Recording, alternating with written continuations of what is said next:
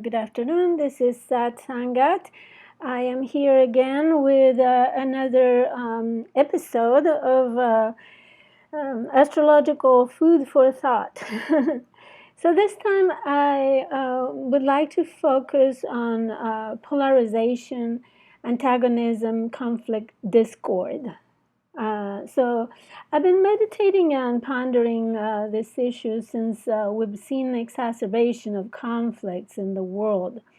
Since Uranus conjoined Eris in Aries, three times in 2016, it was June, September, and then in March in 2017. And we also have experienced extreme positions around the world since and during the build up to the Saturn Pluto conjunction in Capricorn this past January. Uprisings, protests, exacerbation of conflicts and wars, threats of war, of new wars, and all trying to reclaim more power or empowerment are on the rise and worsening all the time. So polarization is also studied in astrology through the opposing signs, the polarities of signs. For example, let's take the polarity Aries and Libra. It's looking for a balance between me and you, between me and the other. We learn to balance through all the six polarities in the zodiac. For example, Taurus, Scorpio, the balance that we learn is between my values and those of others. The Cancer, Capricorn, it could be between my emotional security and the public security, or between my private and the public life, etc. So throughout my life, I have explored different forms of spirituality, different religions, and for a period I extensively studied and even taught the Bible. So one thing that never convinced me, though, was the worldview in terms of polarized cosmology that makes us all sinners, and because the original man disobeyed God, everybody is damned. So the story of Adam and Eve is interpreted by many as the story of the capital sin of disobedience.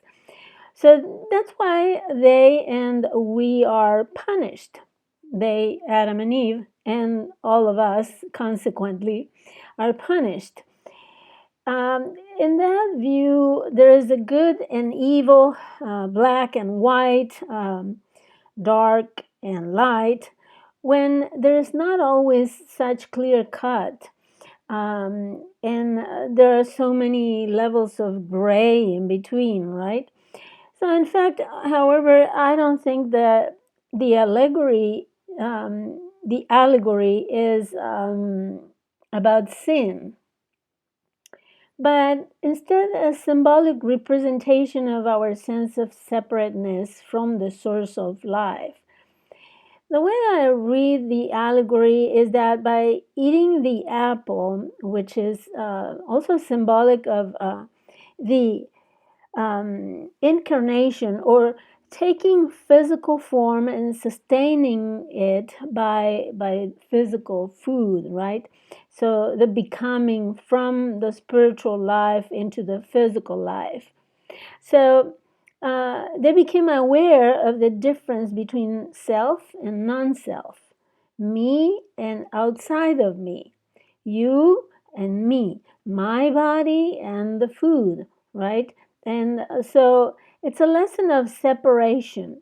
The allegory teaches us that it's only through physical existence that we are able to know ourselves, to be aware of ourselves. to perceive ourselves.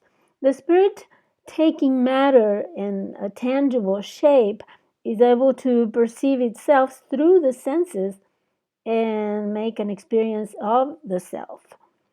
Whereas without it, spirit is one, indivisible, and is not able to experience the self.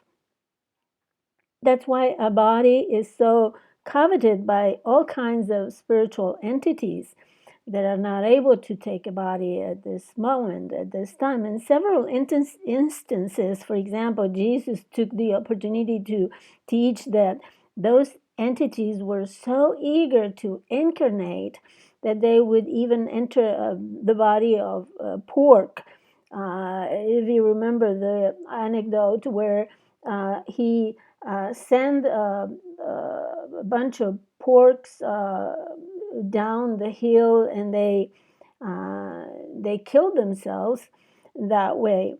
And he took that opportunity to teach about those spirits that had entered the porks. So, or take over the human body, for example, someone vulnerable for some reason. For example, there are instances of people who are addicted, and they, for example, in high degrees of alcoholism, a person uh, doesn't have boundaries, and other entities can enter the body. So, in this material plane, we learn by perception, by opposition, reflection, and projection as ways to relate to what appears to be outside of ourselves. So, in the same way, we constructed time, created language in order to relate to what we call the environment or the outside of me.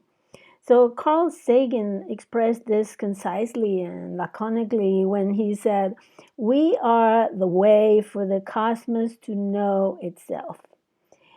So, therefore, life is an experiment of the spirit.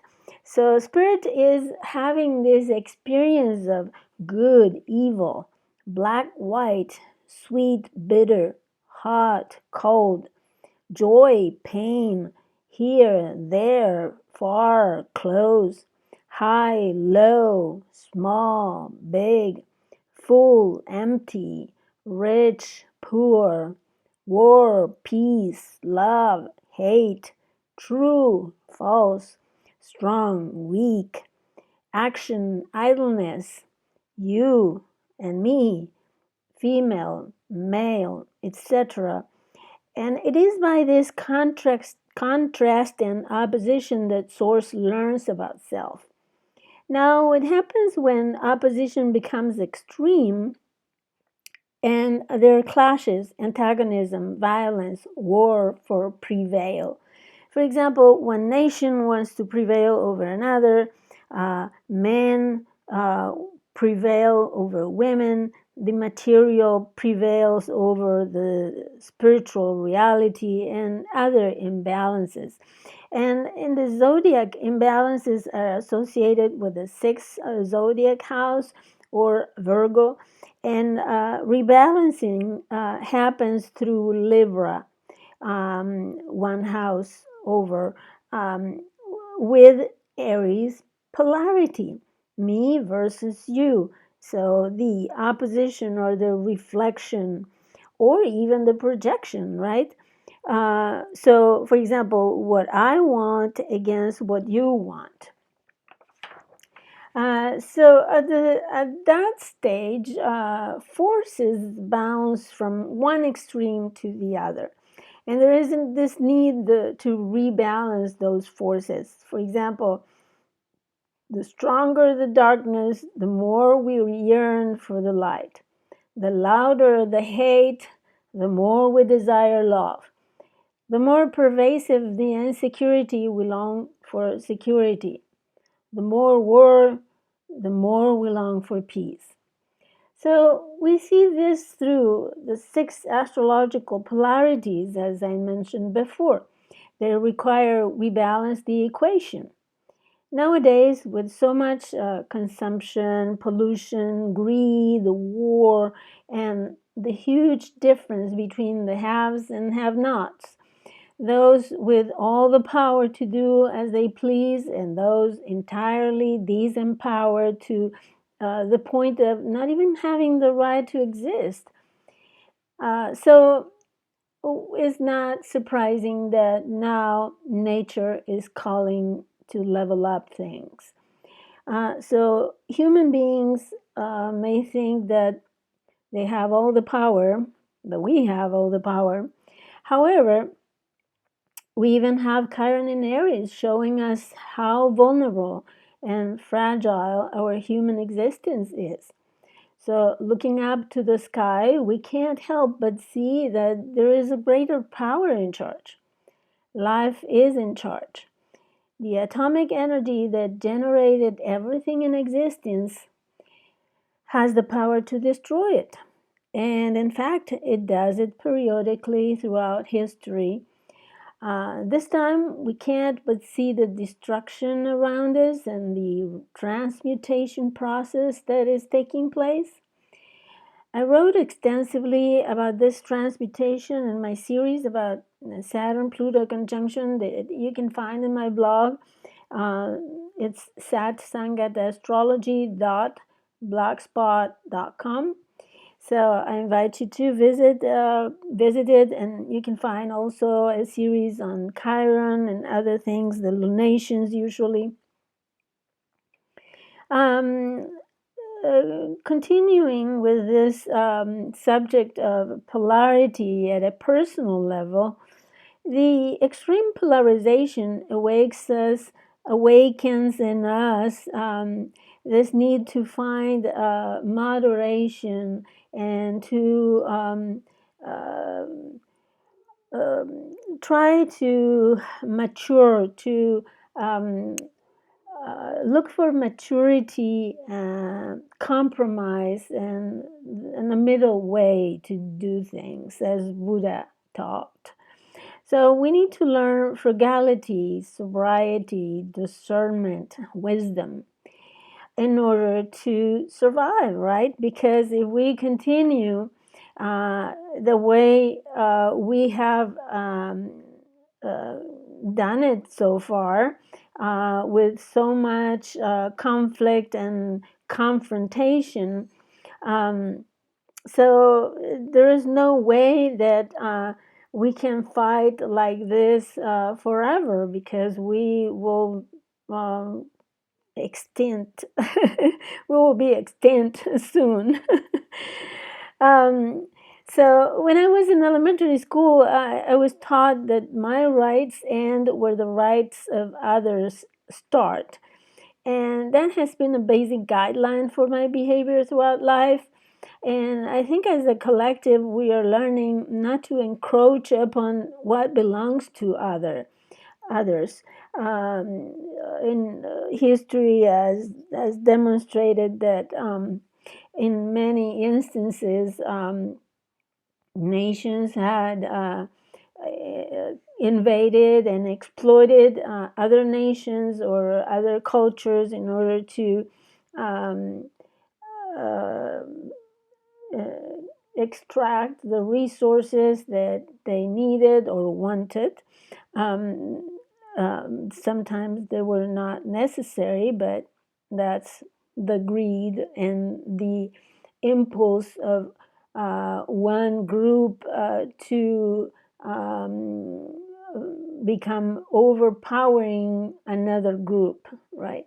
So as a collective, then we need to learn that just because one has a higher regard for oneself than for others, that's not the way to be or the way to behave.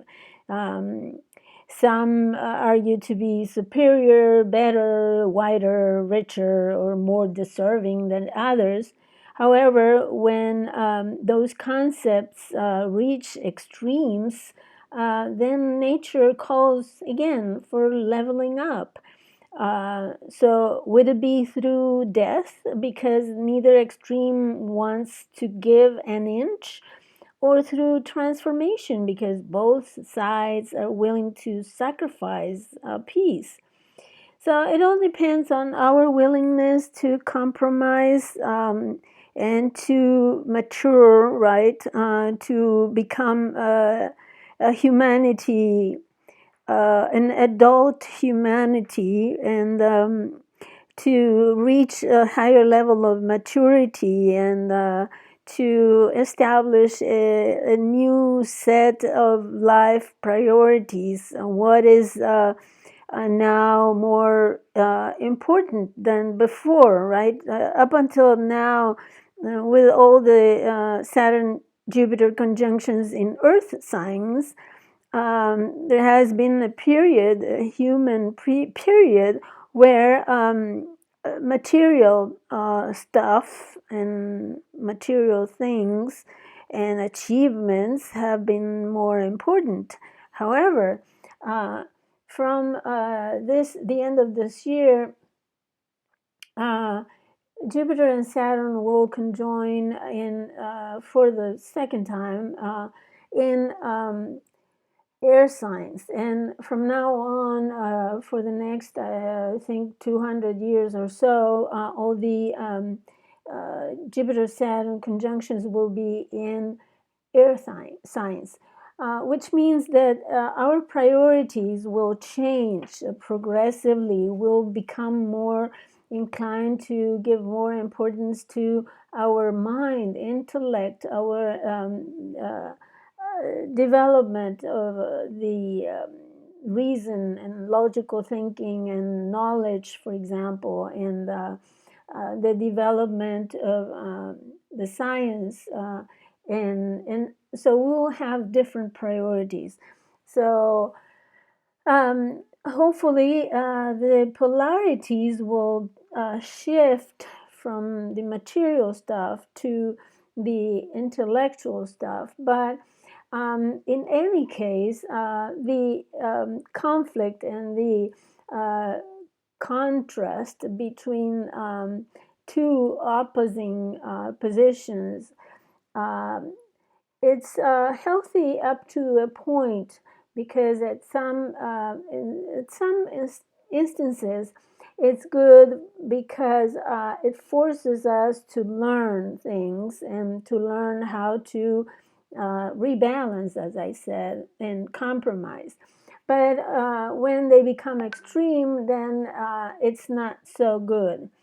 So thank you for listening and watching, and I hope I gave you something to think about, even though this subject of polarities and conflicts is nothing new, but I hope to have brought my grain of wisdom, or my ideas to consider, and to reflect on. So I wish you the best, and thank you for listening to me or watching me, and I hope to have you again next time.